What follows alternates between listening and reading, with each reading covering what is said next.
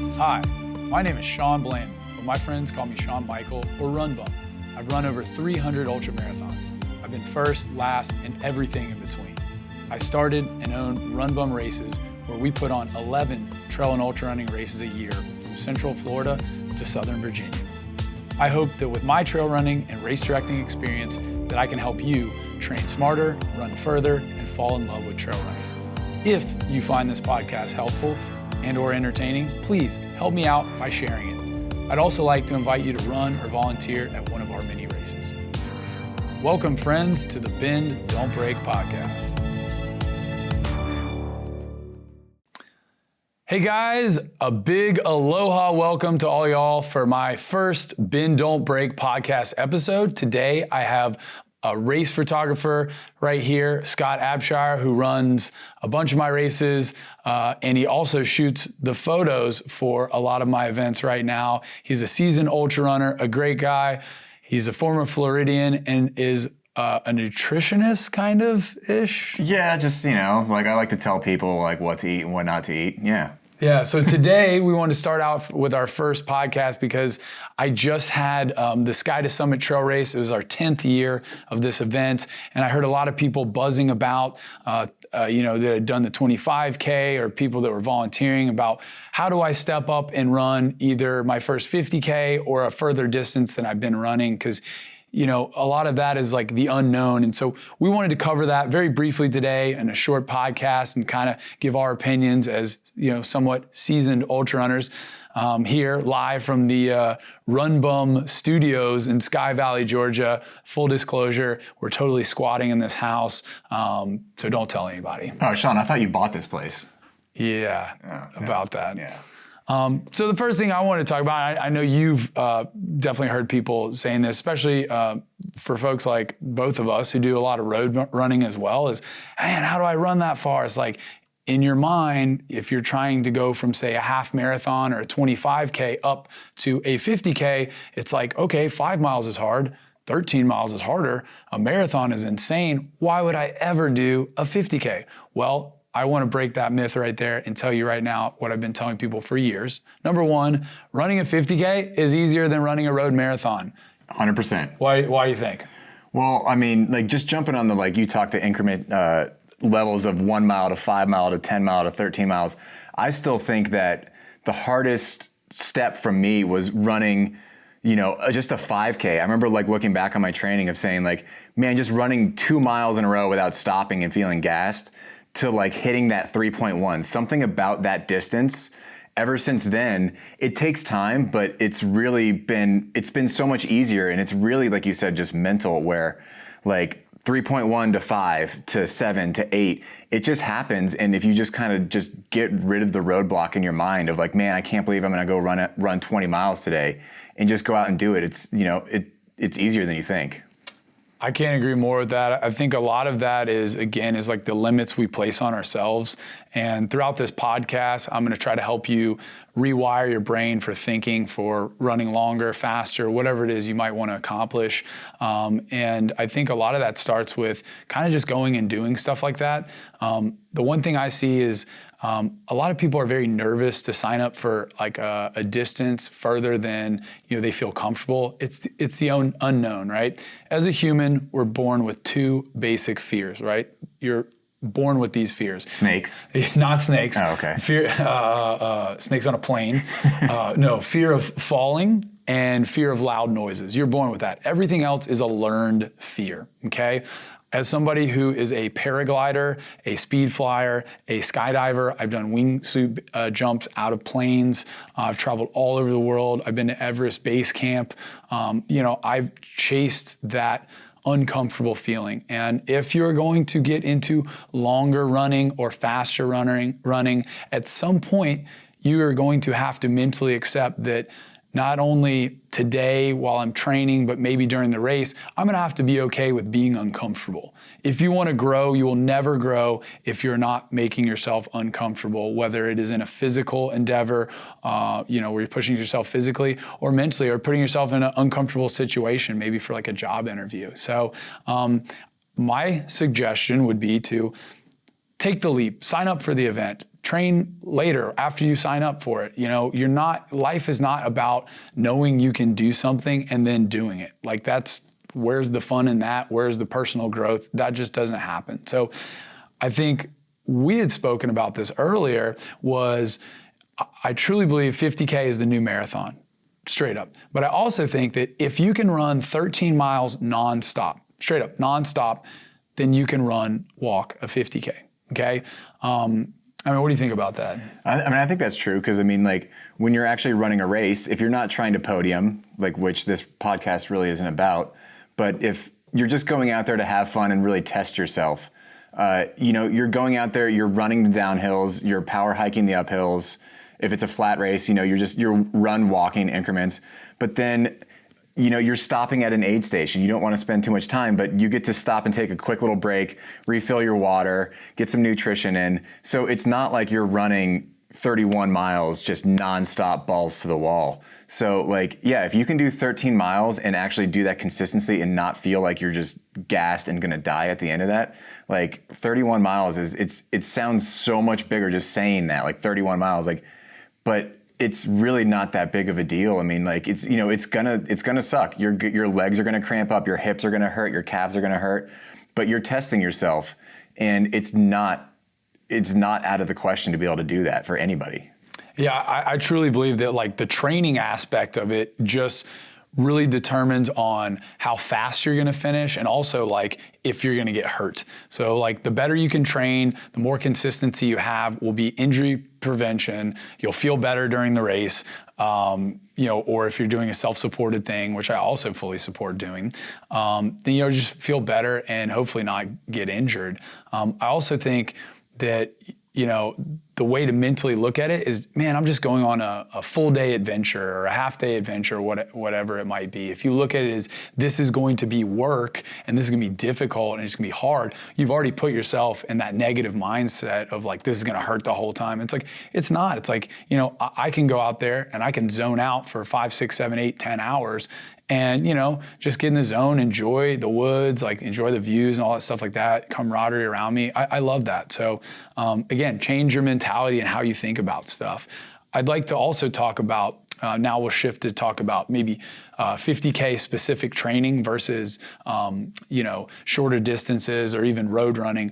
But the first thing I will say is, I watch a lot of ultra runners, and this is why for a while I got away from ultra running because I like running really fast, right? But I like running ultras pretty slow, So I'll run stuff 30K or less at an all-out effort and run something like a 50K, 50 miler at just kind of an easy pace, and it's it's party pace, right? We all know, or I hope you know, that ultra marathons, it's the mullet of running. It's business up front, party in the back. 100%. And I hope most people listening and watching this are the party pace people. So in training, I see a lot of people when they start shifting to longer and longer distances, they start walking more and more and more. And obviously that's what a lot of us need to do and have to do to get those distances done and accomplished, which is fine come race day and maybe some training. But I think what we train a lot on is maybe the running or just trying to get the distance. And we never truly go out there and on two ends of the spectrum do, a 10, 12, 13 mile nonstop, whether it's a road run or an easy trail run, just to be able to run nonstop. Or on the other side of that spectrum is go out, once a week and go for a 6 mile power hike around your neighborhood and just walk as fast as you can. Oh, yeah. I think the biggest tip for ultra running is become a faster walker. Yeah, that's what a lot of people don't understand with this is everyone, I think a lot of road runners will make fun of trail runners or ultra marathoners that they're yeah, but you walk a lot. And that is true, but we're also going up 7, 8, 9% grade mountain climbs sometimes. And if you try and run that and you're not living out in Colorado and doing that every single day, you're going to kill yourself in those miles. And it's just, then you're going to be gassed the rest of the time. So it's not worth it. So like Sean said, in training, you have your specific training days of, I'm going to go out and I'm going to run 10 miles nonstop. And that might mean you're running slower at an easier heart rate, which I fully believe in. But then also having those days where you go out and do just time on feet. And that's not just a leisurely stroll through the forest, but focusing on moving quickly, because a lot of people don't understand the term power hiking really is different than just hiking, because hiking is the stroll and you're like, oh, look at that tree. But power hiking is knowing how to be efficient, when to take a larger step, when to take a smaller step if you're going uphill, and really just keeping that consistent faster pace, because you're really trying to push that envelope of like, okay, it's too much effort for me to run right now. So if I power hike, and you want that to kind of like limit out to like, or level out. And so, yeah, those I love doing those days where I'll go out for 5-6 hours and go power hike through the mountains all day, maybe running the downhills, but I'm really more focused on just that time on feet and making sure my legs are constantly moving. So that way I'm not having to go run for 6 hours, but my legs do feel gassed at the end of the day. Absolutely. And he touched on a lot of things that I want to go back on. And number one is like not only in the race itself, but in training. If you're one of the people that uses a GPS watch, trail running is very different. I want to go ahead, and I think we both want to give you permission to walk, permission to hike. You're not going to run. I don't think I've ever run a 50K where I ran the whole time ever, or even close to it. You know, even when I PR'd and stuff like that. And besides if it's like a road race or right. But I'm not going to run 30 miles on the road, which I have. I've run 100 miles on the road, and it's awful. I do not recommend it. But with that being said, is, you know, a lot of times people who are used to training with their GPS watches and looking at their pace constantly are going into a race or into training trying to hit a pace goal. Okay, well, let me tell you, on a trail that's like irrelevant. There's no mileage created equally, really, on trails. Yeah. So ultimately, we're looking at effort, right? We're looking at effort as like, you know, a steady effort. Now, we've shown through sciences, right? You know, science. Yep, sciences, right? That people and data collection, that people who win races pretty much do positive splits, meaning they go out really fast and they blow up and then somehow they win. They just don't blow up as bad. But I'm gonna tell you right now, as a middle back of the pack runner, somebody who's not racing, if you wanna run the best time and the best possible and feel the best that you can, it's all about consistency. And that's why you gotta go by effort. Yeah. And so if you're doing a race or even just a long run, training run, and you see that like, oh, well, the first 5 miles are all on the road and then I hit the trail. So I'm going to do a 7-minute split on that first 5 miles, and then I'm going to hit the trail and do that. And it's like, well, if you're a 7-minute runner and you can do that for days and that's your easy pace, your all day pace, fine, go ahead and do that. But you're going to blow up. Like, you're going to do that and you think you're gaining time, but really you're going to start walking more, and then you're going to lose time and your legs are going to be gassed and you blow up and you kill yourself. But, yeah, I mean, it's all about staying. It's not a negative split. It's not a positive split. It's staying consistent. It's knowing what your plan is. Am I going to power hike all the uphills and run downhill and walk the flats, or just going into it with a plan and sticking with it? Yeah, 3 things that I tell you for your first 50K that will make the most positive impact on your final time, how you feel, etc. Number one is you touched on was a race plan. Okay, I used to, when I was younger. I'm 36. When I was younger, my early 20s, I would just go out there, balls to the wall, just throwing it at the wall, see what would stick. Just go out at suicide pace and just try to hang on. Right now, as I've gotten older, I now have to run smarter.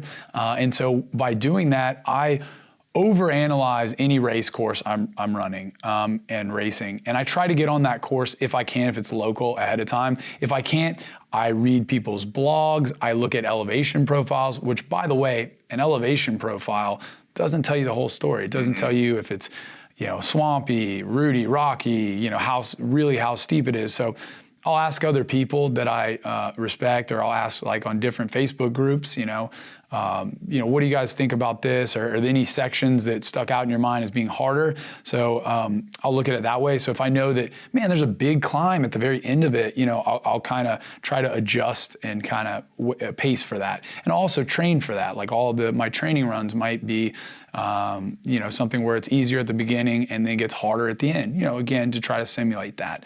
The other thing is, whatever you plan on wearing for race day, like if it's a race that has further between aid stations or you need to wear a pack, I'll wear a fully weighted pack when I'm running.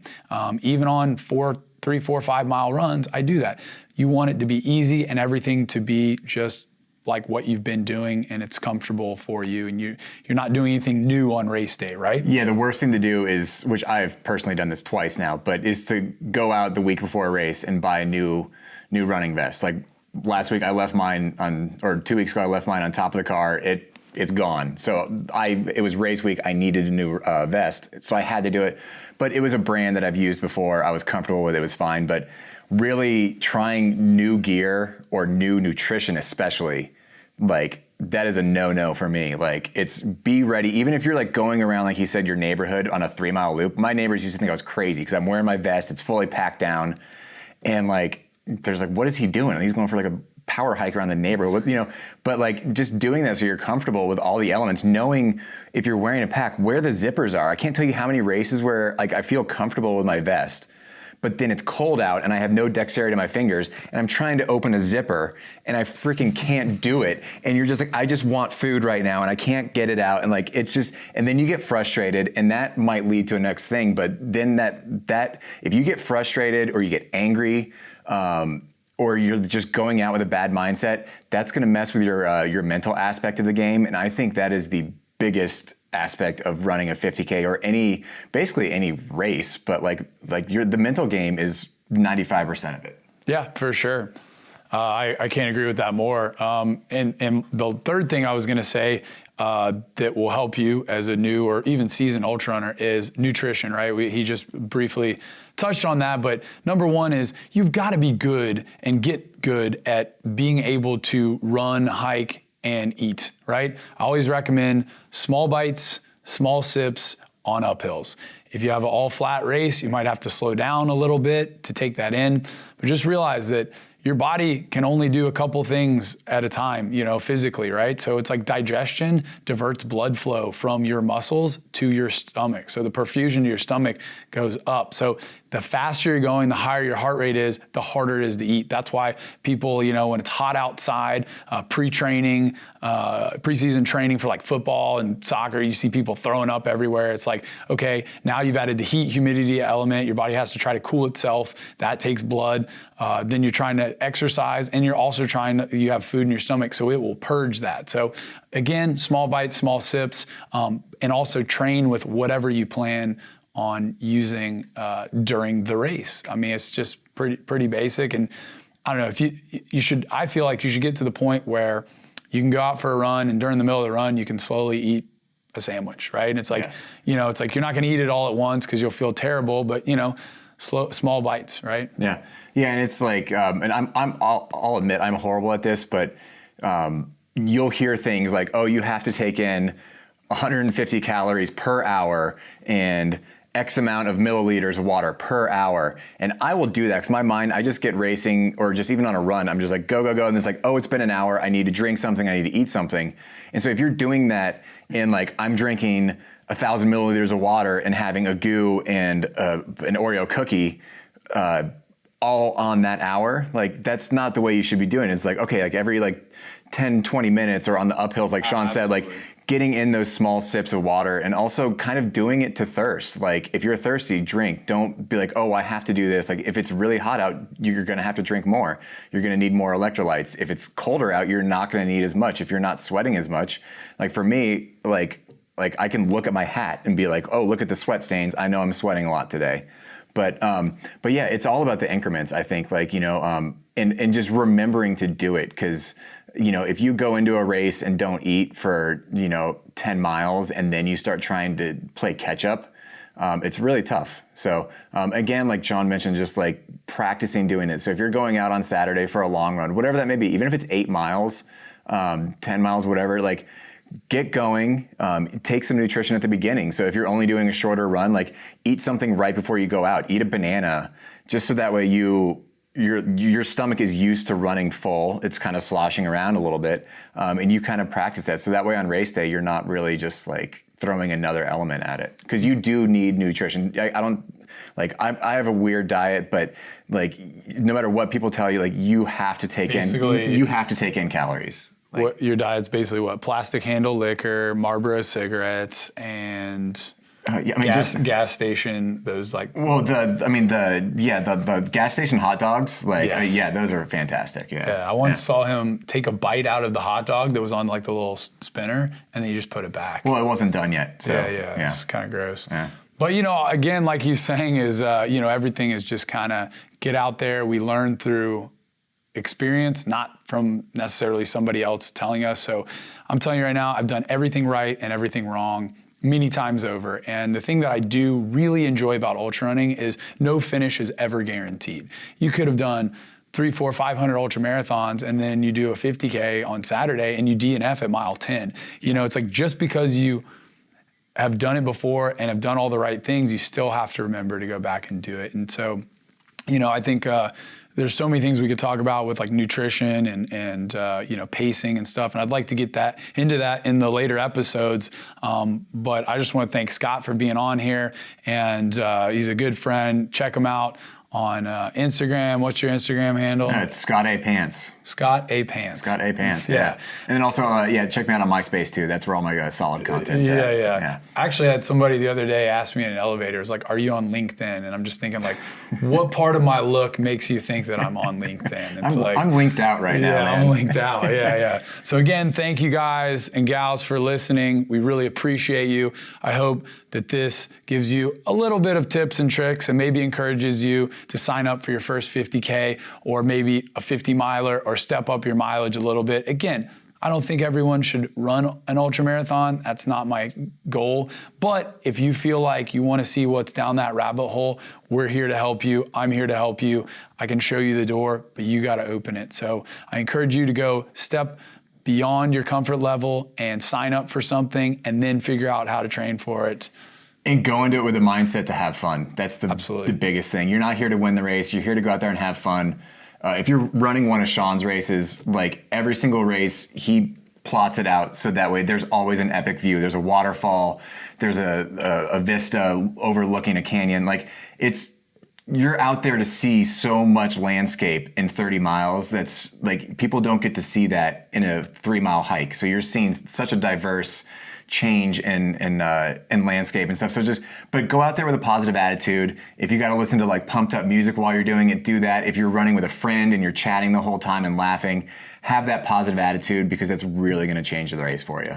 Absolutely. So thank you guys so much for listening or watching. And again, I invite you to come join one of my races, whether you're running or volunteering. Come out to one of our events. We hope to see you soon out there on the trails, road, or just wherever in life.